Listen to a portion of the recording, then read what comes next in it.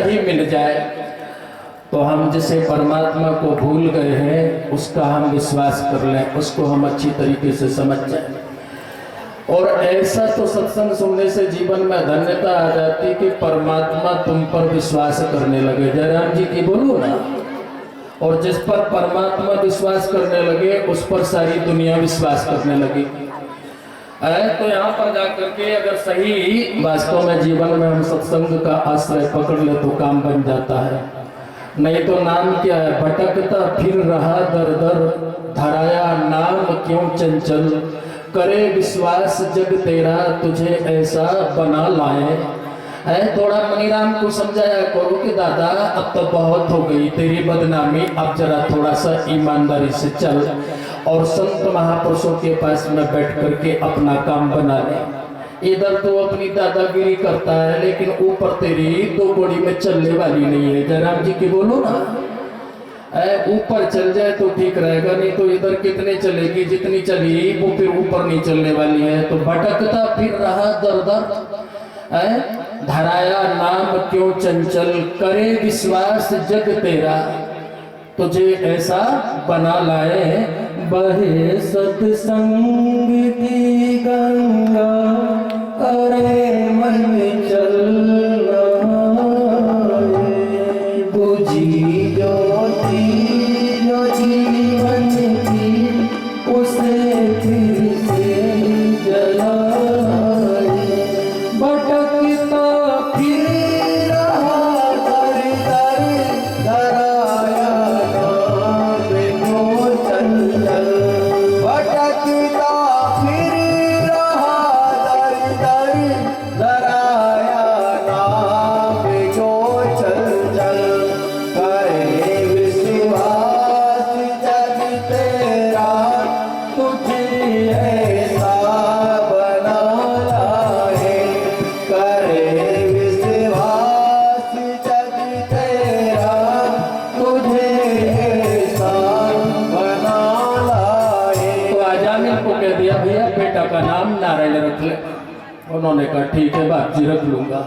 महात्मा तो चले गए, महात्मा चले गए, लेकिन अजामिल के बेटे का नाम नारायण उसके लिए तरने का साधन बन गया। आप हर साल कथा सुनते हो, आपके एरिया में आते रहते हैं, समझाते रहते हैं।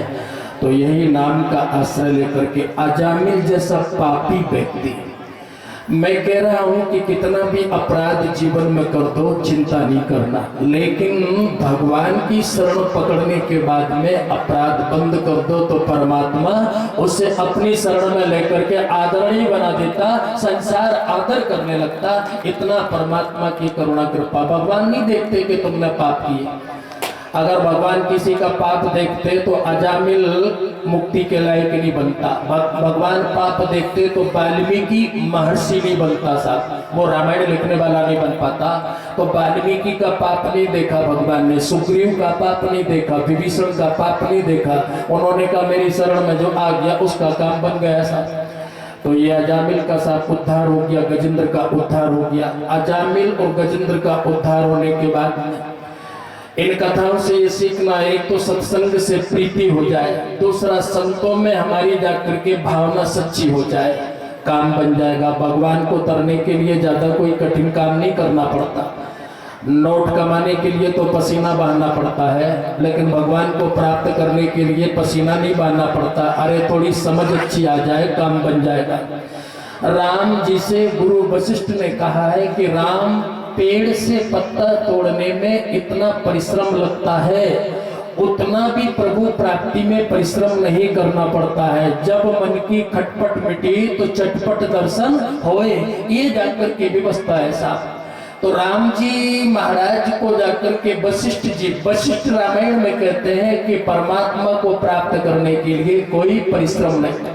लोग तो यूं फोकट में चिल्लाते हैं साहब इतना तपना पड़ता है, ये करना पड़ता है, वो करना पड़ता है। नहीं नहीं, हमारे गुरुदेव कहते हैं कि जब मन की खटपट मिटे तो चटपट दर्शन होए। समझ गए होंगे, मन की जो खटपट है वो मिट जाए तो चटपट दर्शन हो जाते हैं। अगर मन की खटपट नहीं मिटी तो दर्शन होना साफ संभव नहीं। और ऐसा समझ लो, देखो पानी जब तक बाल्टी में हिलता रहे, जब तक वो में अपनी शक्ल नहीं दिखे, पानी हिलना बंद हो जाए तो शकल उसमें दिखाई देने लगती है ना। ऐसे तुम्हारी चित्त की जो चंचलपन है उसमें जो लहरें आती हैं। मैं पहली बार तुम्हारे से मिल रहा हूँ इसलिए थोड़ा जाने के लिए हिम्मत नहीं कर पा रहा हूँ, नहीं तो थोड़ी चर्चा गंभीर बड़ी जोरदार है साहब, इसकी चर्चा को साहब सुनना चाहिए साहब। जैसे लहरें पानी में आती रहती है तो उसमें तुम्हारी सूरत दिखाई नहीं देती है, लहरें बंद हो जाए तो उस कुएं में आपकी छवि दिखाई देने लगती है। ऐसे ही तुम्हारे चित्त में भी लहरें आती रहती हैं, चित्त में भी जाकर के तमाम लहरें एक आए एक गई, एक आए एक गई। ये लहरें बंद नहीं होती, चाहे भले ही कोई भी हो, बड़े से बड़े अकलमंद हो, उनके चित्त में भी ये चलती रहती। ऐसा हो जाए किसान भी भले ही हो, 4 कुंटल हो गए तो भी कहेगा गुरुजी कम हुआ हो, 2 कुंटल और हो जाता तो साहब समस्या मिट जाती। जिनका 6 कुंटल हो गए तो वो 8 कुंटल की टेंशन करेगा। सेठ का 10,000 का व्यापार हुआ तब भी रो रहा है, नहीं नहीं कम से कम 15 का हो जाता तो ठीक रहता, तो वो 15 के लिए रो रहा है। कथाकार भी रोता है, कहता है एक कथा हो गई दूसरी भी यहाँ हो जाए ना तो गड़वा अच्छो काम रहे, जयराम जी की बोलो ना, वो भी रोता रहे। सब सब अपना अपना, तो एक तरंग है खत्म नहीं हुई दूसरी प्रकट हो जाती है। किसी की अच्छी प्रकट हो जाए, किसी की बुरी प्रकट हो जाए। कोई के बीड़ी मिल गई तो वो तम्बाकू के लिए रोएगा, जिसके तम्बाकू मिल गई तो सिगरेट के लिए रोएगा, जिसको मकान कच्चा मिला तो वो पक्के के लिए रो रहा, जिसको पक्का मिल गया तो वो डबल मंजिल के लिए रो रहा, वो चुपचाप नहीं बैठेगा। यही तरंग जीवन में, यही तृष्णा जीवन में है। तो ये तृष्णा जब तक मिटेगी नहीं, जब तक परमात्मा का दर्शन नहीं हो पाएगा।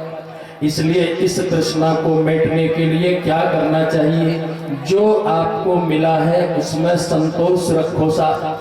भगवान कृष्ण कहते हैं कि संतुष्ट सततम योगी यतात्मा दृढ़ निश्चय।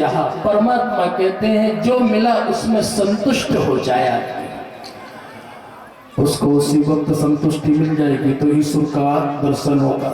आज संतुष्टि नहीं हमारे पास में साहब, बिल्कुल भाग दौड़ इधर से उधर, हाय राम, ये कर लो ये कर लो ये कर लो, जो कर लिया उसकी टेंशन नहीं। आपके पास में 99 रुपए है, उसका सुख नहीं है, 1 रुपए नहीं है उसका दुख है। 1 रुपए और हो जाए तो 100 पूरे हो जाए, तो 100 पूरे करने का दुख है, लेकिन 99 तुम्हारे पास में है उसका तुम सुख नहीं मनाते हो। सबसे बड़ी विडंबना ये है। अरे भाई 100 है नहीं है तो कोई बात नहीं, 99 तो है यार, 80 तो है यार, 50 तो है, कितने भी है उसमें सुखी हो जाओ, उसमें राजी हो जाओ तो ठीक रहेगा। लेकिन आदमी की आदत है कि नहीं साहब, जो है उसमें सुख नहीं, जो नहीं है उसका रोना जरूर रोएगा साहब। उसका रोना रोते रहोगे तो जिंदगी दुखी बनी रहेगी, उसी में जाकर के हम दुखी बने रहेंगे, परेशान बने रहेंगे। इसलिए जो है उसमें राजी रहो। परमात्मा को धन्यवाद देता हूँ कि वाह मेरे प्रभु आपकी कृपा होगी। तो गजेंद्र और अजामिल की कथा के बाद में यहाँ पर हिरण्यकश्यप की कथा आती। हिरण्यकश्यप ने जाकर के प्रहलाद को बड़ी तकलीफ दी, बहुत तकलीफ दी, राम राम बोलना बंद कराने की कोशिश करी। प्रहलाद स्वयं साक्षात सनत कुमार के अवतार हैं। सनत कुमार के अवतार होने के बाद में भागवत में आती है कि प्रहलाद उद्धार करने के लिए हिरण्यकश्यप का आए। तो जन्मे हैं तो जन्मते ही उन्होंने जाकर के हरिनाम का उच्चारण किया प्रहलाद ने। तो प्रहलाद के बाप को बड़ी चिंता हो गई कि ये मेरे दुश्मन का नाम ले रहा। तो प्रहलाद का बाप प्रहलाद को गोद में लेके बैठ जाए, बोले बेटा ये हरि कौन है? बोले ये विष्णु जी है पिताजी। ये विष्णु कहाँ रहते हैं? बोले पिताजी विष्णु का स्थान नहीं, विष्णु सर्वत्र विराजमान है, सब में विराजमान है। बोले सब में विराजमान? बोले हाँ। बोले सब में किसमें? बोले पिताजी हम में भी है, आप में भी है। देखो छोटा सा बालक 1 साल की उम्र है, इतना ज्ञान उसमें है और इतना ज्ञान हम में नहीं है। साथ के परमात्मा सब जगह है, नहीं परमात्मा मंदिर में बैठा है, ये ज्ञान तो है, लेकिन सब में परमात्मा है ऐसा ज्ञान हम में नहीं है साहब। और ऐसा ज्ञान नहीं है इसलिए हम दुखी है साहब। अगर ऐसा ज्ञान हो जाए कि परमात्मा सब में है, मैं कह रहा हूँ आपका दुख तुरंत मिट जाए। लेकिन परमात्मा मंदिर में है ये तो ज्ञान सबको है, लेकिन परमात्मा सब में है ऐसा ज्ञान साहब बहुत मुश्किल है साहब। सब में नहीं दिखे परमात्मा। प्रहलाद ने कहा पिताजी वो हम में है, आप में भी है। बोले मुझ में भी है। बोले हाँ। बोले क्या सारी दुनिया में? बोले अरे पिताजी सब में है। आप भी उसी की ताकत से चलना फिरना हिलना डोलना बोलना ये सब उसी की सत्ता से कर रहे। एक जगह मैं ये कथा कर रहा था तो एक प्रोफेसर साहब मेरे पास में आए और प्रोफेसर साहब बहुत अच्छे। अब प्रोफेसर कोई साधारण आदमी नहीं है, फिजिक्स और केमिस्ट्री के अच्छे शिक्षक थे। शाजापुर जिले की बात है साहब, हमारे एमपी की बात है। वो मेरे से बोले कि हम जरा आपसे कुछ चर्चा करना चाहता हूँ। मैंने कहा आइए बैठिए बैठिए। बोले आप कहते हो कि प्रहलाद कह रहे थे कि परमात्मा सब में है। मैंने कहा। बोले हम में भी है क्या? मैंने कहा हाँ आप में भी है। बोले आप में भी है। मैंने कहा मैं उसके बिना बोल ही नहीं सकता, अब वही बोलता है सब कुछ वही करता है। बोले मेरी समझ में नहीं आ रहा। मैंने कहा क्यों? बोले कि हमारा इस समय सिर दर्द हो रहा है, आपका भी हो रहा है क्या? जयराम जी की बोलो ना, मेरी बात समझ में आई। वो कह रहे हैं कि हमारा इस समय सिर दर्द हो रहा है तो आपका भी हो रहा है क्या? मैंने कहा मेरा तो नहीं हो रहा। बोले मेरा हो रहा है तो इसका मतलब मेरा सिर दर्द हो रहा तो आपका भी होना चाहिए। मैंने कहा मेरा क्यों होना चाहिए? बोले परमात्मा एक ही है ना सब में, इसलिए आपको भी दर्द होना चाहिए। मैंने कहा नहीं भाई ऐसा नहीं होता है। बोले नहीं तो फिर कथा में आप कह रहे कि एक परमात्मा सब में विराजमान है तो फिर जाकर के एक बीमार है तो सब बीमार हो जाए। मैंने कहा अगर सभी बीमार हो जाए तो फिर बीमार को उठाने वाला कौन होगा? अरे उसको अस्पताल भी भेजने वाला तो कोई ना कोई चाहिए। बोले नहीं मेरे को ये बात जमती नहीं है, जरा हमको थोड़ा महाराज समझाओ। मैंने कहा चलो ठीक है।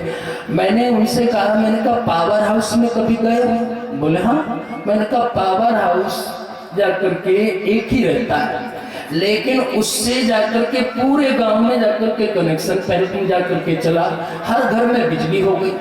अब एक ही पावर हाउस से सारे गांव में बिजली है, सारे गांव में बिजली है तो किसी के घर में हीटर चले, किसी के घर में फ्रिज चले, किसी के घर में पंखा चले, किसी के घर में जाकर के कूलर चले, तो सबका घर में अलग। अगर कूलर चलता है तो वो ठंडी हवा दे रहा, पंखा चले तो वो हवा दे रहा, हीटर चले तो वो आग दे रहा है, और जाकर के कहीं फ्रिज चले तो वो बर्फ बना रहा है, टीवी चले तो पिक्चर बता रहा है। लेकिन ये बताओ ये सब चल कैसे रहे? बोले ये तो सब बिजली से चल रहे। हमने की बिजली तो एक ही है ना, बिजली एक ही है लेकिन उपकरण सब अलग अलग है। हीटर है तो वो भी चल रहा है, लेकिन हीटर अगर बिगड़ जाए तो फ्रिज बंद नहीं होगा, वो चलता रहेगा, क्योंकि फ्रिज और हीटर में अंतर है, लेकिन उसमें वो चेतन एक ही है, वो जाकर के बिजली एक ही है साहब। ऐसे यहाँ पर जितने भी बैठे हैं उनमें सब में जाकर के एक ही चेतना है, लेकिन अगर चेतना है तो कोई कोई का सिर खराब हो गया है, बिगड़ गया, कुछ गड़बड़ हो गई तो उसका उपकरण अलग है। मैंने कहा टीवी तुम्हारे घर की बंद हो जाए तो दूसरे के घर की बंद नहीं होगी, फ्रिज तुम्हारा बंद हो जाए तो दूसरे का फ्रिज बंद हो जाए, ऐसा नहीं होता है। तो भैया बिजली कभी नहीं बिगड़ती है, उपकरण बिगड़ते हैं और उपकरण ही जाकर के नष्ट होते हैं। बाकी चैतन्य परमात्मा एक ही है, वो सब में जाकर के एक ही रह रहा, वो दूसरा कोई भी नहीं है। अब किसी का सिर दुख रहा है तो दुखे तो हमारा थोड़ी दुखेगा, हमारा भी दुखने लगे। अरे ऐसा नहीं हो सकता है, सबका अपना अपना यहाँ पर शरीर है, कोई इनमें बुजुर्ग है, कोई जवान है, कोई बालक है, कोई बड़ी ज्यादा उम्र वाले हैं, तो सब अपना अपना शरीर के ढंग से सब चल रहे हैं साहब। तो भैया चेतन परमात्मा भी ऐसे ही सब में है साहब, कुत्ते में, बिल्ली में, गधे में, घोड़े में भी वो चेतन है, वो परमात्मा, उसी की सत्ता से सब चल रहे हैं, उसी की सत्ता से सब चल रहे हैं। अब कोई जाकर के किसी को बुखार है तो तुमको बुखार नहीं हो सकता, वो समझ गए, उन्होंने कहा धन्यवाद, मेरे दिमाग में ऐसी चीज नहीं आ रही थी। तो एक ही सत्ता से सारा जगत चलता है, दूसरी कोई सत्ता नहीं। बिजली से ट्रेन भी चलती है, बिजली से पंखा भी चलता है, बिजली से बड़े बड़े काम होते हैं, साफ फैक्ट्रियाँ बड़ी बड़ी चल रही हैं, तो इसका मतलब वो बिजली अलग ही नहीं भाई, एक ही है। तो उसी चेतन सत्ता से सब कुछ हो रहा, तो उसी चेतन परमेश्वर से सब कुछ हो रहा, उसको तुम जान लो। मैं तो कहता हूँ कि आपको ज्यादा कुछ चिंता करने की जरूरत नहीं, सब गट में रासायनिया एक ही परमात्मा है, उसको तुम अच्छी तरीके से समझ जाओ।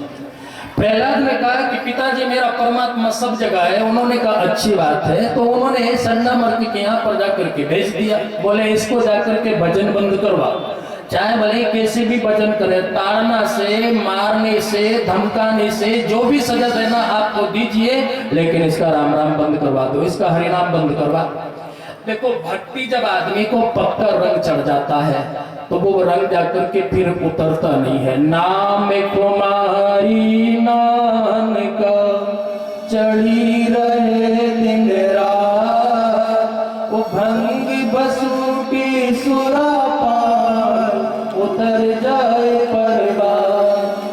देखो भैया, दारू वाले को जब दारू पी लेता है तो नशा चढ़ता है, उसने सुबह के पी और शाम के उतर जाता है, लेकिन जिसने हरिनाम का प्याला पी लिया फिर कभी भी उतरता नहीं है, वो तो साफ चढ़ जाता है। और जिसको चढ़ गया, मीरा को ये साफ कलर आ गया, ये नशा चढ़ गया, फिर भले ही जहर के प्याले आए तो मीरा वो भी पी गई, उसको भी अमृत बना दिया। ये सब हरिनाम के नशे का सामर्थ्य है साहब। हर मतलब जाकर के कठिन से कठिन परिस्थिति में जाकर के वो जीने का साहस जुटा लेता है। मीराबाई को कितनी कितनी तकलीफ दी है, प्रहलाद को कितनी कितनी तकलीफ दी, लेकिन प्रहलाद के ऊपर कोई भी असर नहीं हुआ, मीराबाई को कोई भी असर नहीं हुआ। मीराबाई ने कह दिया, राणा जी तू अपनी करनी में कसर मत रखना, लेकिन मैं भी कोई पाछे रहने वाला नहीं हूँ, कच्चे गुरु की चेली नहीं हूँ, मैं तो पक्के गुरु की चेली हूँ। जयराम जी की बोलो ना। और जो पक्के गुरु के चेला हो चुका है वो क्या भला पीछे हटेगा, वो सर कटा सकता है, सर झुका नहीं सकता है। इसलिए मीराबाई ने मेवाड़ में राणा जी को फटकार दिया। क्या राणा जी के सामने बोलने लगी, मैंने लागी होला गाला नहीं छूटे